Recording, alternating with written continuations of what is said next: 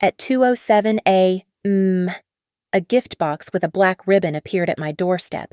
Inside was a silk robe embroidered with my husband's mistress's name and a memory card showcasing what she wanted me to admire. I opened the box, smiled, and texted back, "Lovely gift. Let's exchange." She thought she'd just handed me a lifetime of humiliation, but the gift I sent in return made her CEO, the board of directors, and her fiancé stand up in the middle of the gala. She never imagined that black ribbon would be tied to her own resignation letter. My name is Nora Whitaker, and at 35, I've built my life on precision, every blueprint measured to the millimeter, every compliance code memorized, every deadline met. That's why when the doorbell rang at 2:07 a.m. on a Tuesday in November, I knew something was architecturally wrong with my universe. Lucas was supposed to be in Boston. Another urgent portfolio review at Northbridge Equity Partners, where he managed investments worth more than our suburban Minneapolis home would see in 10 lifetimes. I'd stopped questioning these trips 6 months ago, right around the time he started locking his phone and buying cologne that cost more than my monthly parking pass at Alder and Finch Design Lab. The package sat on our welcome mat like a deliberate insult to the word welcome. Black ribbon, pristine white box, no delivery label. Someone had hand-delivered this in the middle of the night. I pulled on my robe, the terry cloth one from Target, not silk, and brought it inside. My hands were steady as I untied the ribbon. Inside, nestled in tissue paper that probably cost more than my lunch budget, was a champagne-colored silk robe. Sloane was embroidered in gold thread across the back.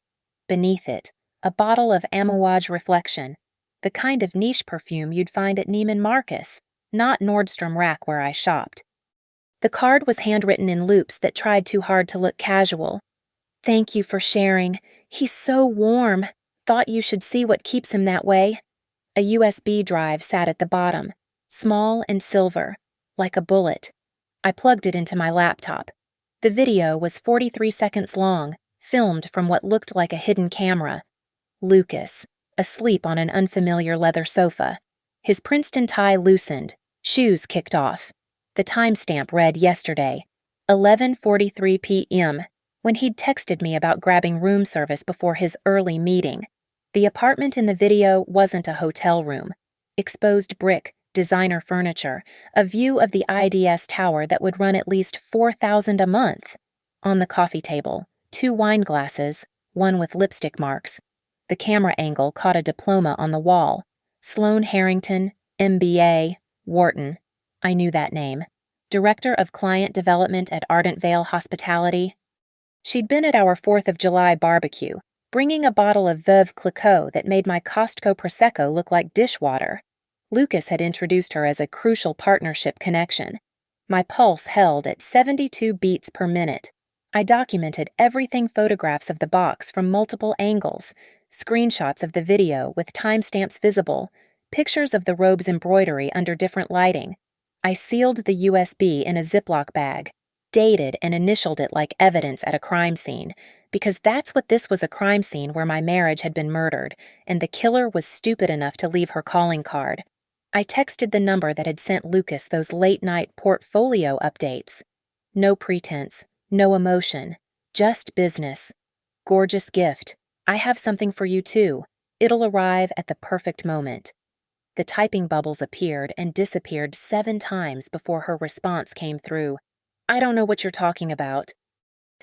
I smiled, the kind of smile I reserved for contractors who tried to substitute cheaper materials than specified. "The embroidery is exquisite. Your parents must be so proud of how their money turned out." This time, no response. But I knew she was reading. The read receipts were on another sign of her arrogance, thinking she could monitor my reaction while controlling the narrative. I made myself a cup of coffee, using the good beans Lucas bought for his weekend review sessions at home. It was 2:53 a.m. In 5 hours. I had a preliminary review with the City Planning Commission. In 6 hours, Lucas would land in Minneapolis, expecting to slip back into bed smelling like hotel soap and morning meetings. In 7 hours, Sloane Harrington would walk into Ardent Vale's glass offices, believing she'd won some kind of twisted game. She didn't know yet that I wasn't playing games. I was building something far more permanent than a house of cards. I was constructing her professional demolition, and I had all the permits in order. I picked up my phone and scrolled through my contacts until I found Dane Mercer, private investigator, former postal inspector, current specialist in corporate misconduct. We'd met at a compliance seminar 2 years ago. His business card had sat in my desk drawer like insurance I'd hoped never to claim. He answered on the second ring, alert despite the hour.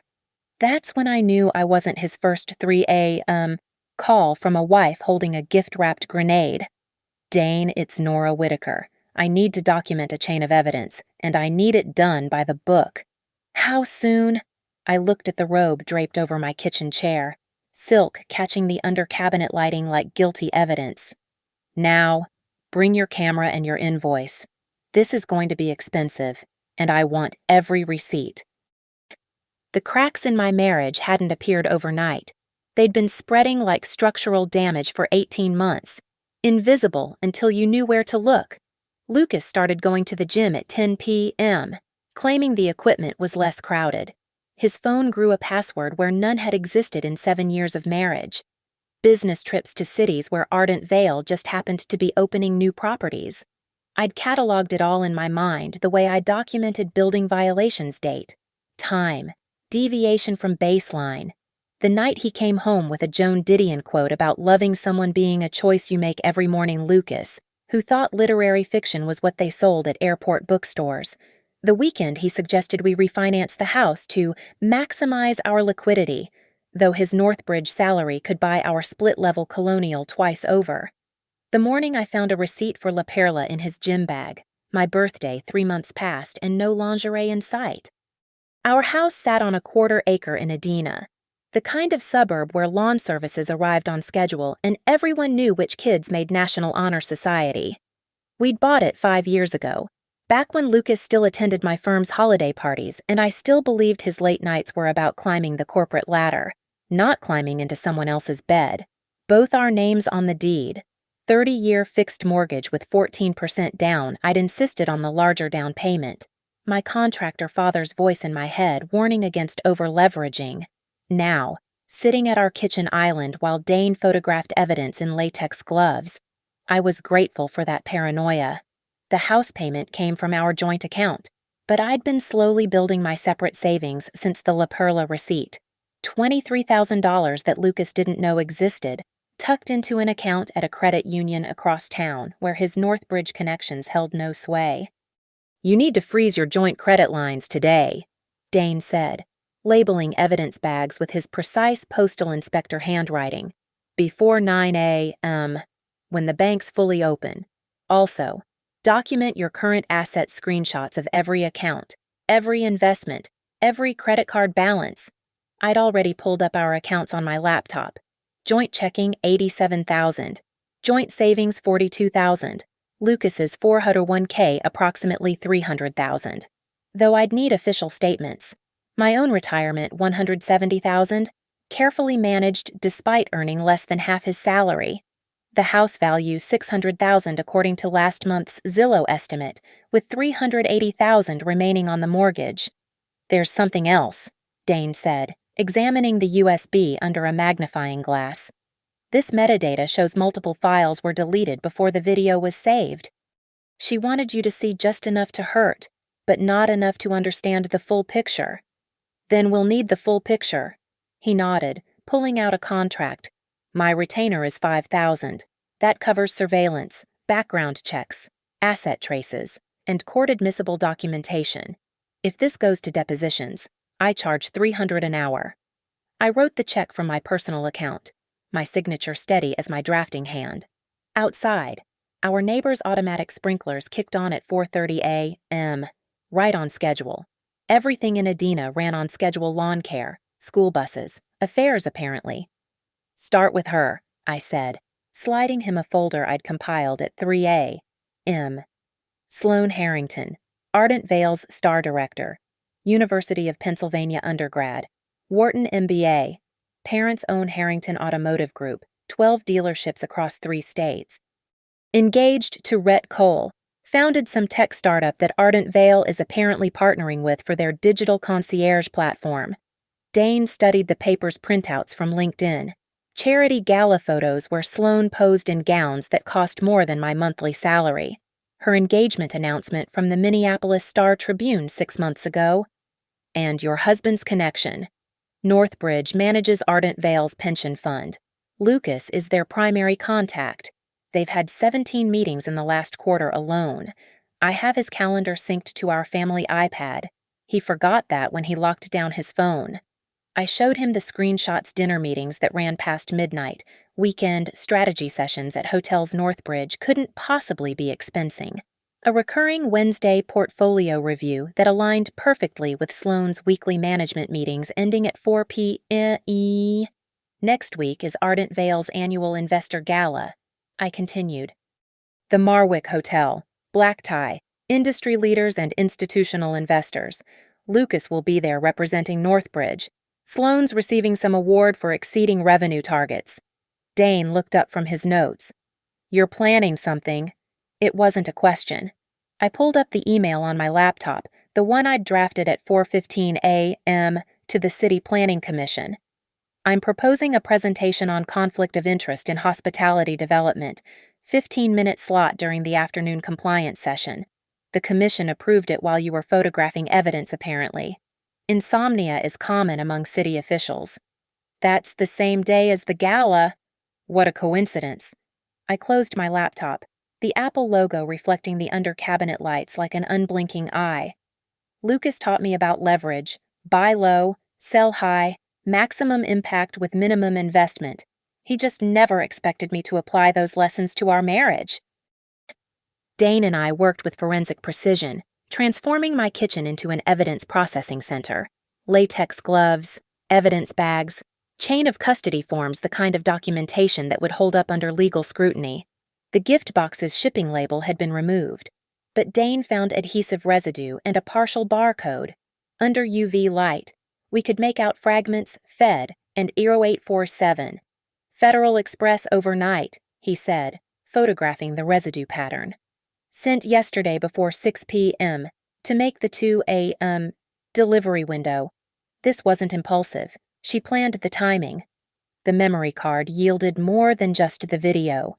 Using forensic software, Dane recovered deleted files, hotel receipts from the Meridian spanning 4 months, each charged to Ardent Vale's corporate account, but matching Lucas's Boston trips. Selfies Sloane had taken in what was clearly her apartment. Lucas's Northbridge laptop visible in the background displaying confidential portfolio positions. The metadata was a goldmine: GPS coordinates, timestamps, device information. This one's interesting. Dane pulled up a photo dated 3 weeks ago. Sloane at her desk, taking a mirror selfie. Behind her, Lucas's phone screen was visible, showing an email about Ardent Vale's planned acquisition of a competitor. That announcement isn't public until next quarter. Insider trading. Adjacent to it, your husband's using personal devices for material non-public information. That's a compliance violation at minimum. SEC investigation at worst. I started building my timeline, using the same project management software I used for construction schedules. Every receipt, every photo, every metadata timestamp got logged and cross-referenced. Patterns emerged like load-bearing walls in a blueprint. Wednesday afternoons, Lucas's portfolio reviews consistently ended at 4:15 p.m., followed by charges at Sloane's apartment building's parking garage at 4:47 p.m. Weekend Boston trips. Commercial flights booked through Northbridge, but return flights consistently changed to later times, with the difference paid on Lucas's personal card. The smoking gun email threads between Lucas and Sloane using their corporate accounts, discussing synergies and position alignment with enough innuendo to make HR sweat, alongside actual fund performance data that should never have been shared with a client. There's a pattern to the gift purchases too, Dane noted, pulling up credit card records he'd somehow acquired. Every time Ardent Vale renewed their contract with Northbridge, Sloane received a gift within 48 hours. Hermes scarf, Cartier bracelet, that Amouage perfume, all purchased on Lucas's personal card, all delivered to her apartment. Kickbacks disguised as romance. Your husband's not just cheating on you, Dane said quietly.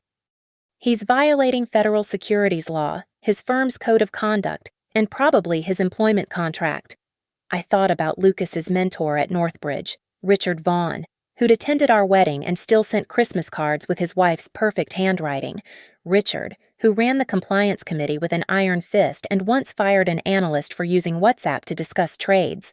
He would not find this amusing. Can you get me a full audit trail?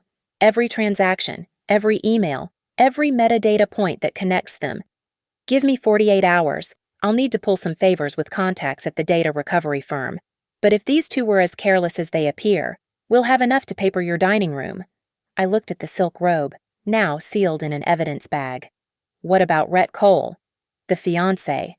Tech entrepreneur, clean record, seems genuinely oblivious. His social media shows him traveling for his startup most weeks when these rendezvous occurred. Poor bastard's been funding wedding venues while his fiancé's playing executive benefits with your husband. My phone buzzed Lucas, texting from Boston. Morning beautiful, early meeting went great, catching the 11 a.m. flight home. Want me to grab dinner from that Thai place you love? The Thai restaurant I loved had closed 6 months ago. Another test I'd stopped bothering to correct. Another crack in the foundation he hadn't noticed. There's one more thing, Dane said, pulling up building permits on his tablet. Sloane's apartment building has security cameras in the parking garage and lobby. 30-day retention. If we move fast, we can subpoena that footage. We won't need a subpoena. I opened my laptop, navigating to the city's vendor database. Alder and Finch designed that building's renovation 2 years ago. I still have the security contractor's direct line. Professional courtesy goes a long way when you've signed off on their compliance certificates. Dane smiled for the first time since arriving. You're not just building a case, you're constructing a controlled demolition. Every structure has a point of maximum vulnerability, I said, thinking of the engineering principles my father had taught me over summer jobs at construction sites.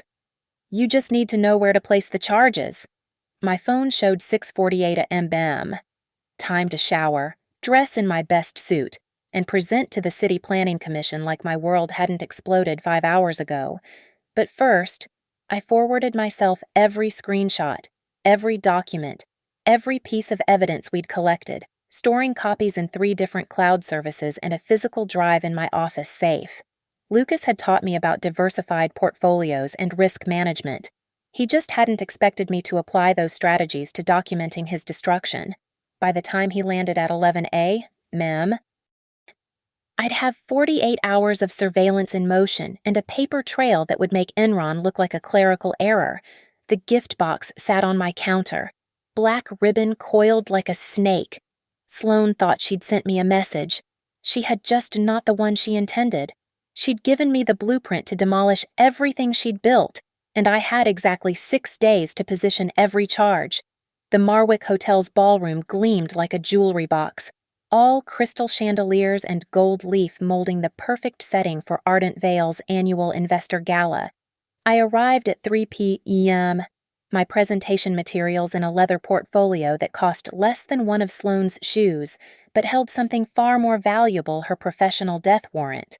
The afternoon compliance session was sparsely attended. Most investors would arrive later for the 7 p.m. cocktails and awards ceremony. Perfect. I didn't need a large audience for the setup, just the right one. I'd specifically requested the conference room adjacent to the executive holding area, where speakers waited before their main stage appearances. Ms. Whitaker, wonderful to see you. Gregory Lawson, Ardent Vale's general counsel, shook my hand. I'd made sure he'd be here by mentioning my presentation's focus on emerging liability patterns in hospitality development in my proposal. Nothing got a lawyer's attention like the word liability. Thank you for accommodating my schedule. Mr. Lawson, I know afternoon sessions aren't ideal, but my evening commitment prevented me from attending the gala proper.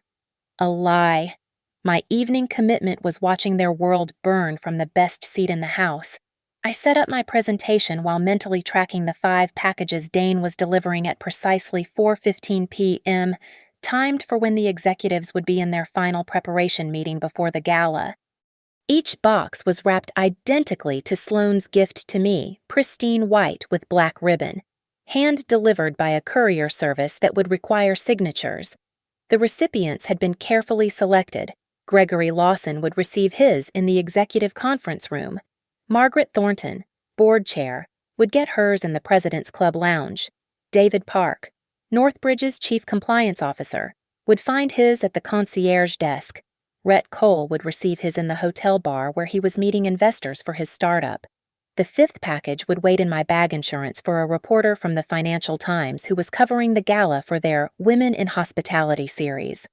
My presentation began at 4 p.m. sharp. 15 slides on conflict of interest, each one carefully crafted to be both completely professional and devastatingly specific. I used no names, just hypotheticals that happened to match reality with surgical precision. Consider a scenario.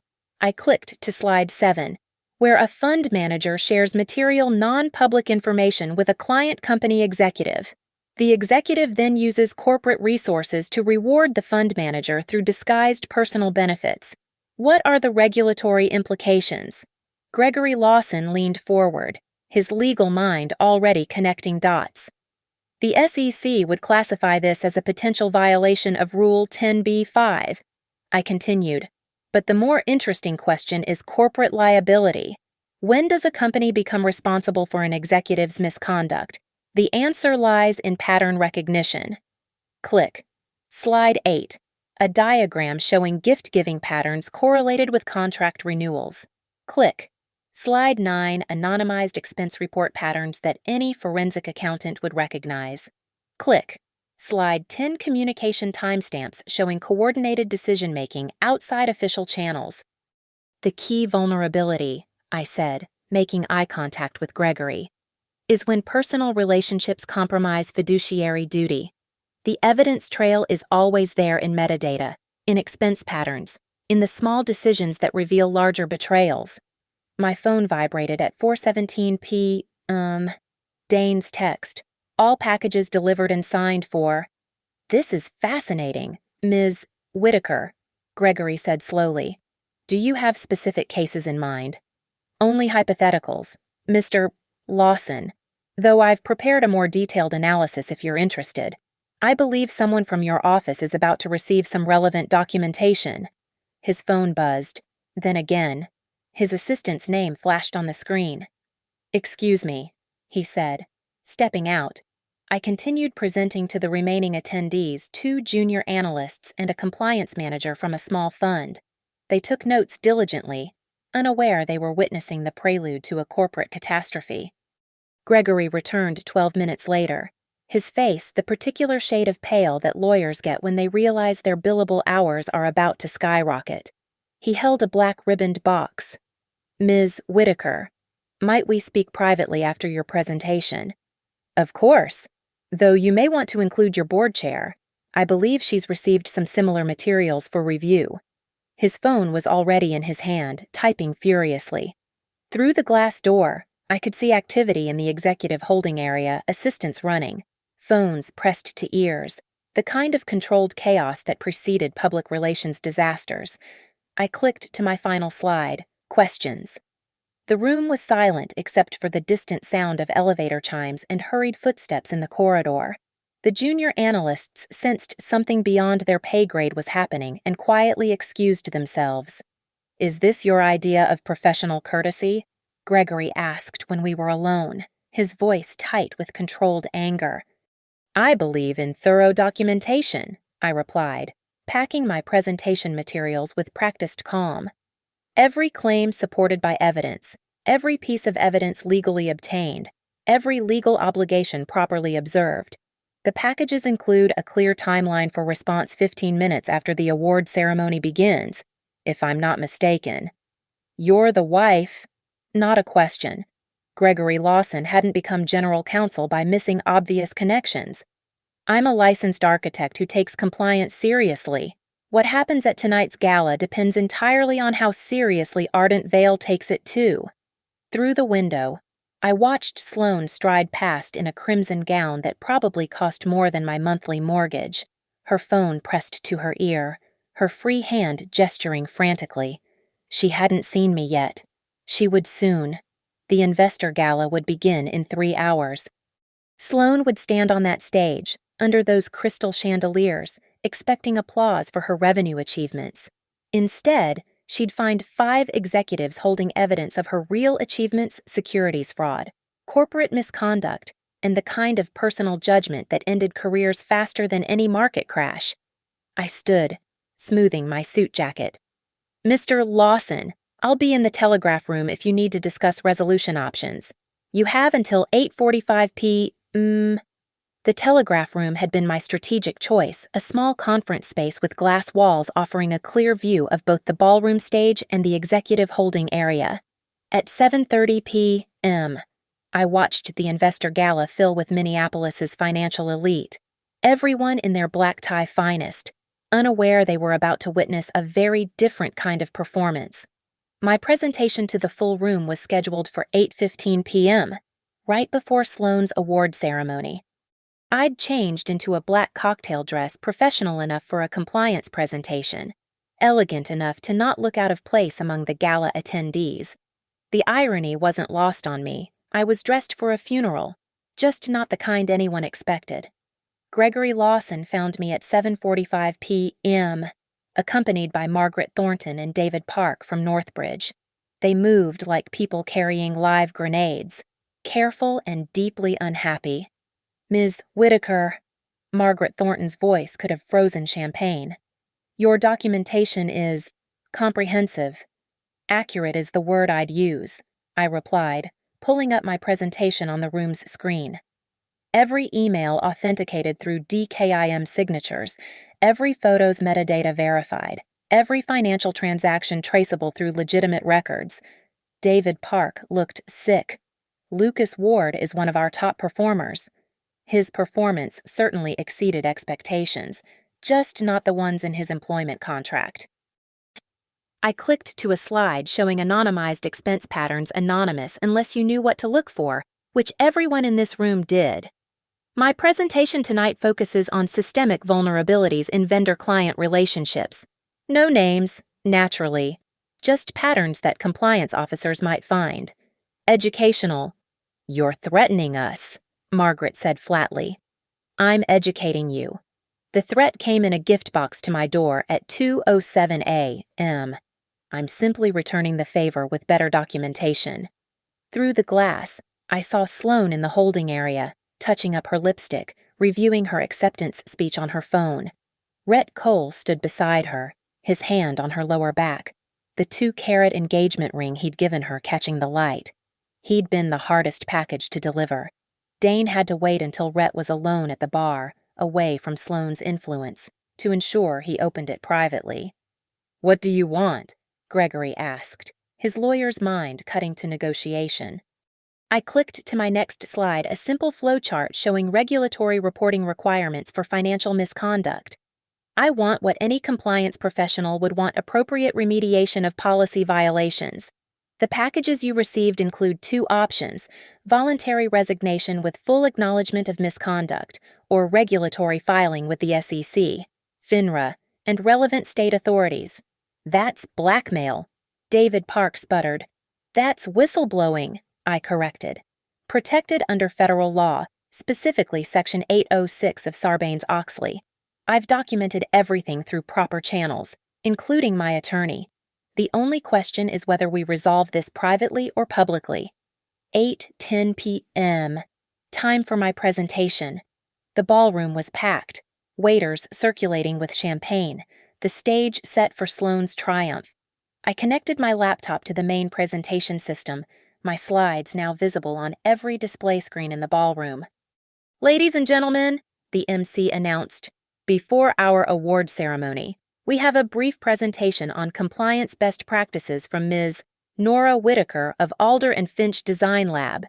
I took the stage, the lights bright enough that I couldn't see individual faces, just a sea of evening wear and confusion about why a compliance presentation was interrupting their party.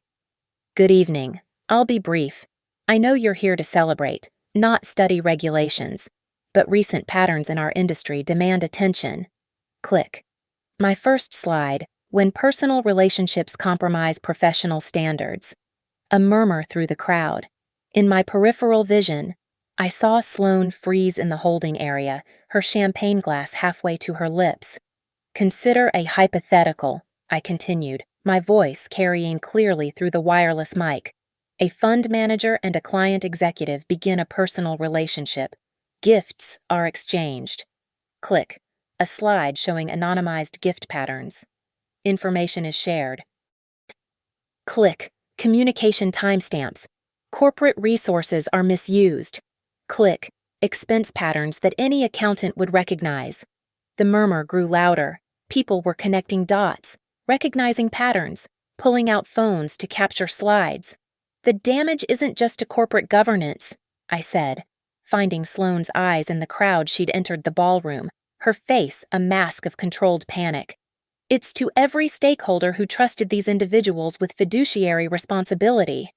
Behind Sloane, I saw Rhett Cole entering from the side door, his face dark with an emotion I recognized the particular rage of someone who'd just learned they'd been played for a fool.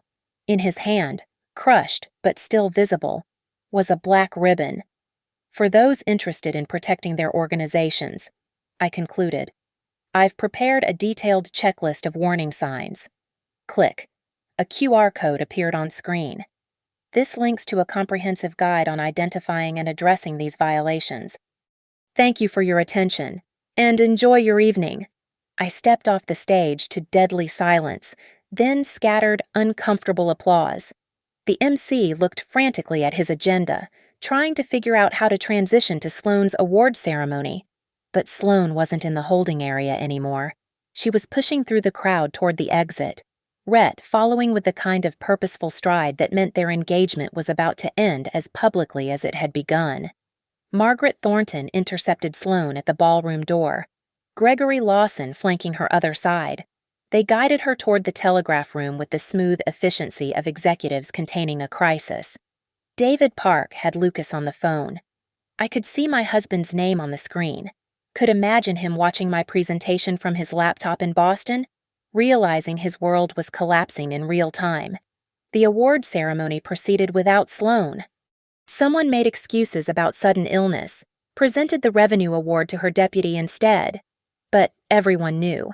In a room full of financial professionals, they recognized a hostile takeover when they saw one. The telegraph room had transformed from my strategic observation post into a corporate tribunal.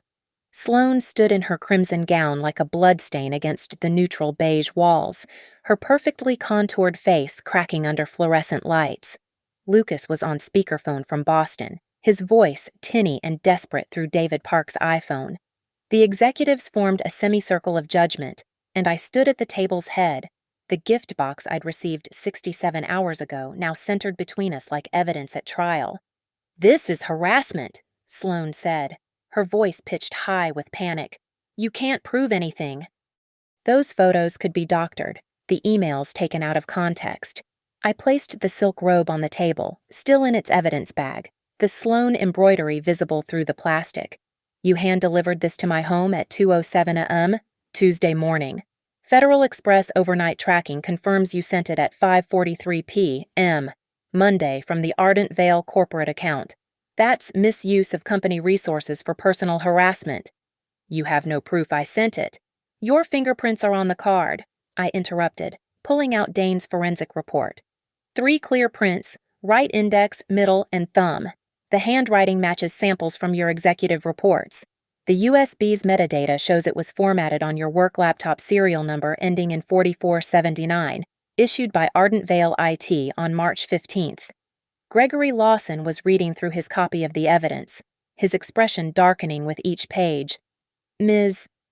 Harrington, you used corporate shipping accounts for this. More interesting," I continued. "Is what was on the USB, not just the video she wanted me to see, but recovered data showing insider trading communications. Lucas, are you still there? You'll want to hear this part. Nora, please." His voice cracked through the speaker. "November 8th. You texted Sloan about Ardent Vale's acquisition of Grandview Hospitality Group. The announcement wasn't public until November 22nd. She purchased $16,000 of Grandview stock on November 9th through her personal E-Trade account. That's securities fraud. Margaret Thornton's face was granite. How deep does this go? I pulled out a bound report, 90 pages of documentation Dane and I had compiled, 17 instances over 11 months, gifts totaling $43,000 correlated with contract renewals, 31 evenings billed to Ardent Vale as client meetings that were personal encounters, 8 cases of material non-public information shared outside secured channels, every instance documented, authenticated, and legally obtained. "This is insane," Sloan said, but her voice had lost its edge. "You're destroying my career over a personal matter." "You destroyed your career when you embroidered your name on evidence." I pulled out the letter I'd drafted with my attorney. "But I'm offering you the same gift you gave me a choice. Sign this resignation letter acknowledging misconduct and conflict of interest violations. Ardent Vale agrees to conduct an internal investigation without pressing criminal charges. You forfeit all unvested equity and bonuses. Your corporate accounts are frozen immediately." Or, Gregory asked, though he knew.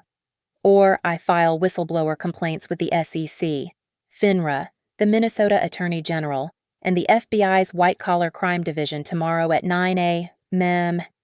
The Financial Times reporter in your ballroom has an encrypted folder that unlocks with one email from me. Your investors will read about this over breakfast." Through the glass, I saw Rhett Cole at the bar, methodically destroying what looked like wedding vendor contracts, feeding them into the decorative fireplace piece by piece. His venture capital friends surrounded him, their body language screaming damage control. "Lucas," David Park addressed the phone. "Northbridge is suspending you immediately pending investigation. Your company assets need to be surrendered by tomorrow morning." "This is my wife doing this." Lucas's voice was desperate. "Nora, we can talk about this. Come home. We'll work it out. Like we worked out the La Perla lingerie that never made it home. Or the weekend trips to Boston that were really staycations at Sloane's apartment." I pulled out printed screenshots of his credit card statements, highlighted and annotated. "You taught me about paper trails, Lucas. Every dollar tells a story." Sloane's phone buzzed repeatedly messages from Rhett, from her team, from reporters who'd already started connecting dots from my presentation. She looked at the resignation letter, then at me. "You planned all this from one gift box. I planned this from 18 months of documentation. Your gift box just provided the catalyst and the evidence of harassment to ensure my legal standing." I placed a pen beside the letter. 15 minutes, Ms. Harrington. That's what you gave me in your note, thought I should see what keeps him warm. Now you get to see what keeps me cold: preparation, documentation, and absolute commitment to consequences." Margaret Thornton stood. "Ms. Harrington, I'm recommending you sign. The alternative is criminal prosecution and civil lawsuits that will consume everything your family built." "Nora," Lucas tried again through the phone. "Please." 7 years. I picked up David Park's phone and ended the call. The silence felt like justice. Sloane's hand shook as she picked up the pen. Her signature looked nothing like the confident loops on the harassment note she'd sent me. "Your corporate phone," Gregory said, holding out his hand. She surrendered her iPhone, her badge, her corporate credit cards. Each item made a small sound as it hit the table, like a career being dismantled piece by piece. "There's one more thing," I said, pushing the original gift box across the table. "Your robe. Consider it a severance package." Security arrived discreet, professional, there to escort Sloane out through the service exit, away from the cameras and questions. As she reached the door, she turned back. Was it worth it destroying all of this over infidelity? I thought of the USB with its careful cruelty, the premeditated timing, the embroidered mockery of my marriage. "You didn't just sleep with my husband. You sent me a trophy of it. That wasn't infidelity, that was hubris. And hubris, Ms. Harrington, always pays compound interest. 213A. the same ungodly hour when my life had shattered 4 days ago. But now we were in the telegraph room's harsh fluorescent reality instead of my dark doorway. The 15-minute countdown on my phone showed 47 seconds remaining. Around the table, the atmosphere was thick with the kind of tension that preceded million-dollar decisions, except this decision would cost more than money. Sloane's hand hovered over the resignation letter, her Cartier watch catching the light a gift from Lucas. I recognized it from the credit card statements. Behind her, Gregory Lawson held a tablet displaying Ardent Vale's emergency board meeting live stream. 4 directors connected remotely, all watching their star executives fall from grace. 30 seconds, I announced, my voice steady as a surgeon's. My phone buzzed with a text from the Financial Times reporter, "Standing by, your call." Sloane's mascara had given up its waterproof promise, leaving gray streams down her cheeks that her $70 foundation couldn't hide. The pen shook in her grip. Through the glass walls, I could see the gala continuing dancers on the floor, champagne still flowing, oblivious to the execution happening in this beige corporate purgatory. 15 seconds. "I need my lawyer," Sloane said desperately. "You needed a lawyer before you sent that package," Margaret Thornton replied coldly. "Now you need damage control." 10 seconds. David Park's phone lit up with another call from Lucas. He declined it. My husband had called 17 times in the last hour, each rejection adding another crack to our marriage's foundation. 5. Sloane's pen hit paper. 3. Her signature scraped across the line, angry and defeated. 1. She pushed the letter across the table just as my countdown hit 0.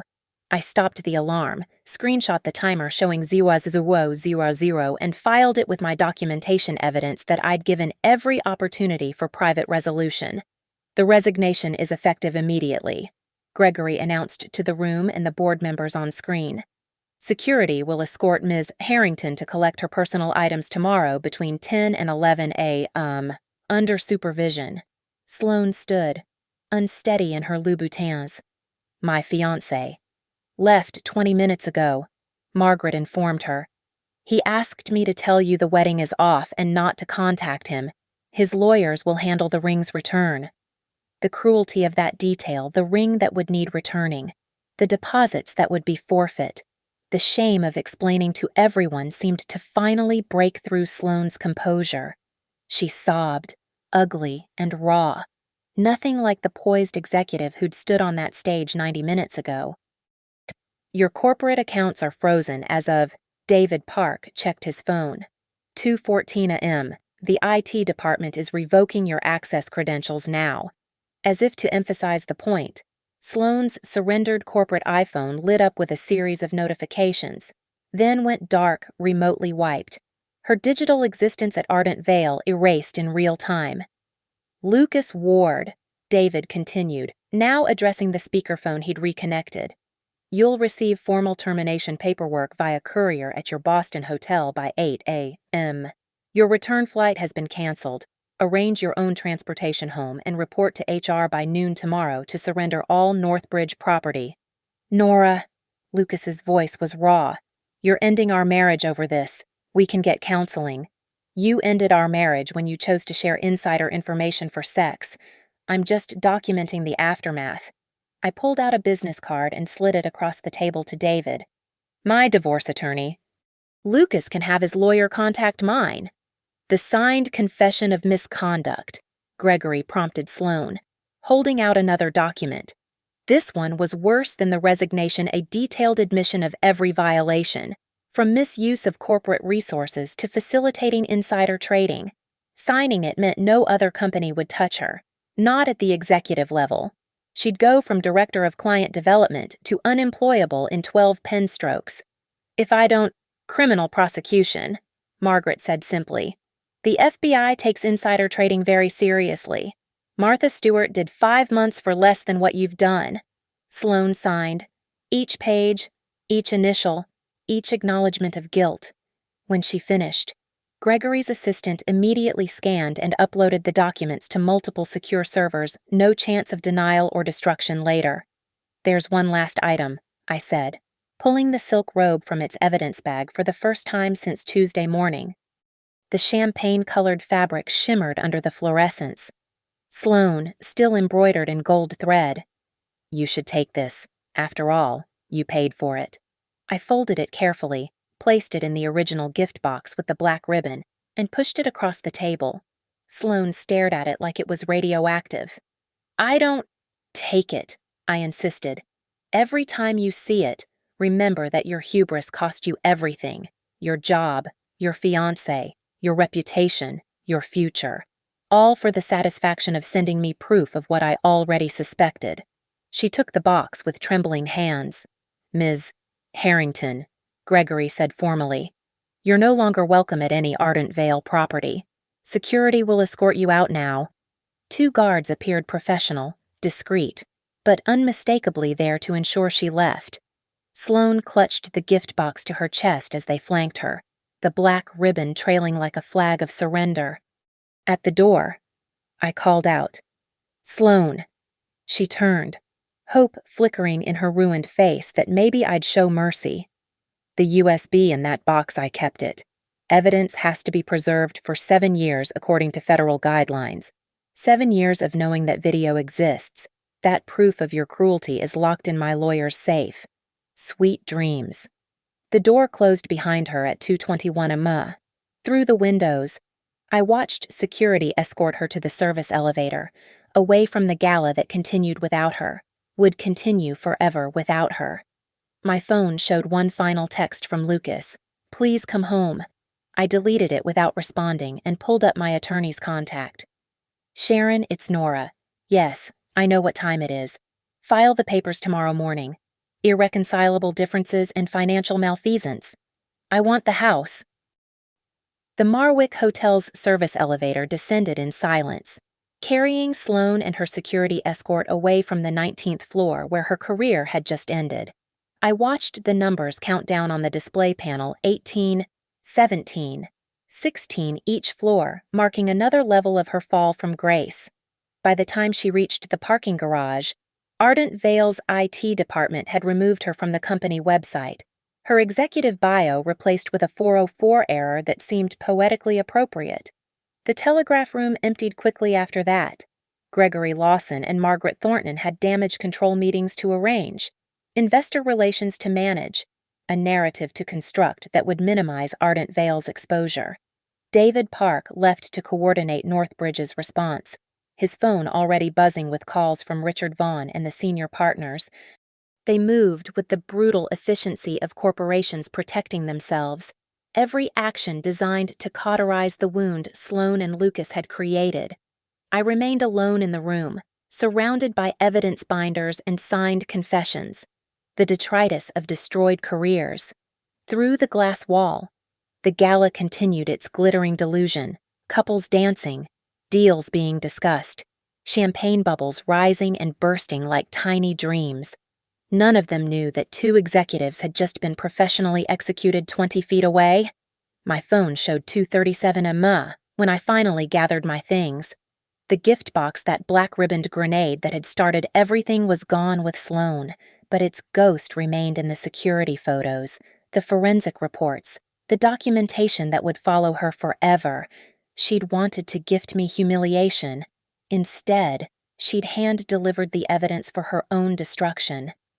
The parking garage was nearly empty. Just a few Mercedes and Teslas belonging to late-night networkers still working the ballroom. My Accord sat in its sensible spot near the elevator, looking as out of place among the luxury vehicles as I'd felt among the executives. But I was the one walking away intact. As I drove through downtown Minneapolis, the city lights blurred past like all the warning signs I'd ignored during my marriage. The gym memberships at 10 p.m., the locked phone, the weekend trips that never produced the receipts they should have. Sloane hadn't destroyed my marriage, she'd simply provided the evidence of what was already dead. My phone, mounted on the dashboard, lit up with one final text from Lucas. Not pleading this time, just practical. I'll stay at the Marriott downtown. We need to discuss the house. The house. Our quarter-acre in Edina with its perfect lawn and imperfect marriage. The mortgage we'd split. the renovations I'd designed and he'd financed. Another asset to divide, another form to file, another proof that 7 years could be reduced to spreadsheet cells and legal documents. I pulled into my driveway at 3:19 a.m., almost exactly 72 hours after Sloane's gift had arrived. The porch light was still on, the motion sensor I'd installed myself detecting my arrival. Inside, everything looked the same, our wedding photos on the mantel, Lucas's coffee mug in the sink, the Thai takeout menu he'd mentioned still stuck to the refrigerator with a magnet from his company. But I saw it all differently now. Evidence of a life built on compromised foundations, a structure that looked solid from the outside but was rotting in the walls. Today, technically divorce papers would be filed. Lucas would be unemployed. Sloane would be packing her office into boxes under security supervision.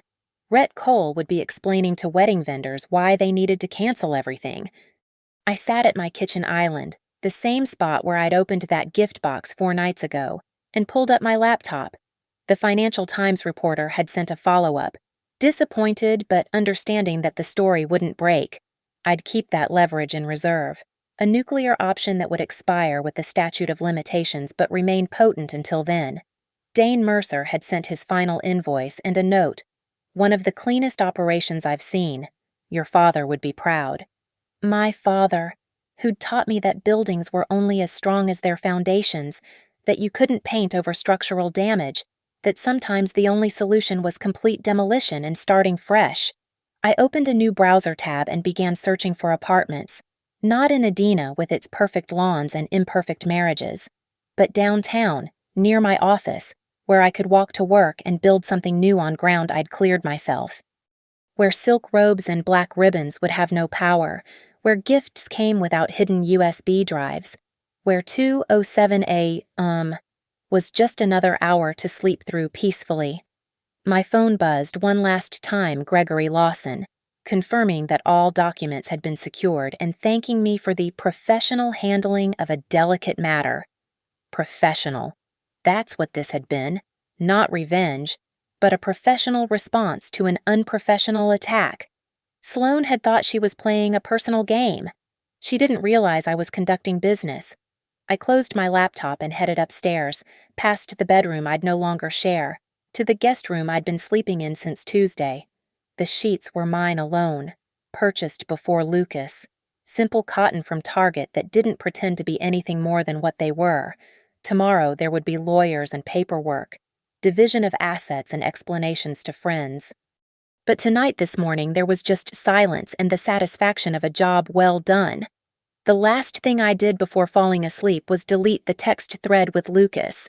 7 years of messages gone in one swipe, as easy as Sloane's corporate access being revoked, as final as signatures on resignation letters.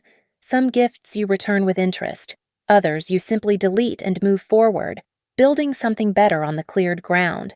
The gift had been delivered at 2:07 a.m. on a Tuesday. By 3:41 a.m. on Saturday. It had been returned in full, with compound interest that Sloane would be paying for the rest of her career. The black ribbon was in a waste bin at the Marwick Hotel. The silk robe was in Sloane's possession, a reminder she'd never be able to wear. And I was finally free, my own gift to myself, delivered right on time. Thank you so much for listening to my story. I'd love to know where you're tuning in from. Drop a comment below and let's connect. If this story of sweet revenge resonated with you, please subscribe to the channel and share your thoughts. Have you ever had to deal with betrayal in your own life? How did you handle it? Let me know in the comments, and don't forget to hit that notification bell so you won't miss the next story.